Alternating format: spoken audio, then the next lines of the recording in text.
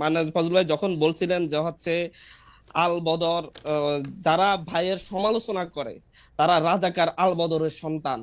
তবে আমি এই কথাটাকে, ঠিক এই স্পেসিফিক কথাটাকে শেখ হাসিনার সাথে এবং হচ্ছে আওয়ামী লীগের সেই টোনের সাথে আমি একই রকম মিল পেয়েছি। একই কথা, একই ভাষায় আওয়ামী লীগের সমালোচনা করলে, মুক্তিযুদ্ধের সমালোচনা করলে, মানে মুক্তি সরি আওয়ামী লীগের সমালোচনা করলে মুক্তিযুদ্ধের সমালোচনা হয়ে যায়, এবং হচ্ছে তারা রাজাকার আলবদরের সন্তান হয়ে যায়। না কিন্তু কিন্তু স্বাধীনতার মা- 54 কিন্তু বছর কিন্তু পরে মা- কিন্তু মাসুদ আমি একটু কিন্তু মাসুদ ভাই, একটা ছোট করে ফজলু ভাই যে কথাগুলি বলেন, মানে এটা শেখ হাসিনার ক্ষেত্রে খুবই সত্য। আমরা যখন শেখ হাসিনাকে বলতাম যে দুর্নীতি করতেছে, উনি বলতো রাজাকারের সন্তান।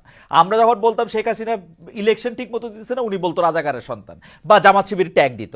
ফজলু ভাইয়ের কোন কথাকে আপনি এরকম করে বলতে পারেন যে এই ফজলু ভাই এই দুর্নীতি করছে বা ইলেকশন আটকাইছে বা এটা না না করছে? না না, ফজলু ভাই তো আমি স্পেসিফিকলি আমি আমি আমি একটু স্পেসিফিকলি স্পেসিফিক, বাংলাদেশের আমি স্বাধীনতার আমি জায়গাটাকে একটা আমি জায়গায় নিতে আমি চাচ্ছে। স্পেসিফিক্যালি বলছি হ্যাঁ, যে হচ্ছে উনি বলেছেন যে হচ্ছে যারা ওনাকে আওয়ামী লীগের এজেন্ট বলে, এটা তো সমালোচনা যে কেউ করতে পারে, এক একজনের মতামত এক এক ধরনের থাকতে পারে, আমি সেটা মনে করি না।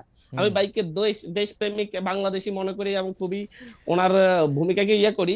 কিন্তু উনি বলেছেন যারা ওনাকে এরকম মনে করে, তারা হচ্ছে এরকম কমেন্টস করে, যারা তারা হচ্ছে রাজাকার এবসলিউটলি, কারণ আলবদরের কারণ সন্তান। তিনি তো আক্রমণ হচ্ছে করতেছেন জামাত শিবির রাজাকারের এই এই আমি আমি ব্যাপারটাকে। একটু কথা বলি, আমি উনি বলি তো আর আমি বাংলাদেশের বলি উন্নয়ন বলি করতে। 2014 পর্যন্ত একই মঞ্চে জামাত শিবিরের সাথে, জামাতের সাথেও ওনারা এবং ওনাদের স্থায়ী কমিটির নেতারা সবাই উঠে যখন কথা বলছিল, তখন ফজলু ভাইয়ের মুখে আমি এই কথা শুনতে চেয়েছিলাম। হুম, আজকে যখন বিভাজন চাই, আমরা 54 বছর পর আর বিভাজন চাই না। হুম, আমরা 24-এ দেখেছি ভারতীয় আগ্রাসনের বিরুদ্ধে যেভাবে ছাত্রদল আমাদের পাশে ছিল, সেভাবে ছাত্র শিবিরও ছিল, যেভাবে বিএনপি ছিল সেভাবে জামাতও ছিল।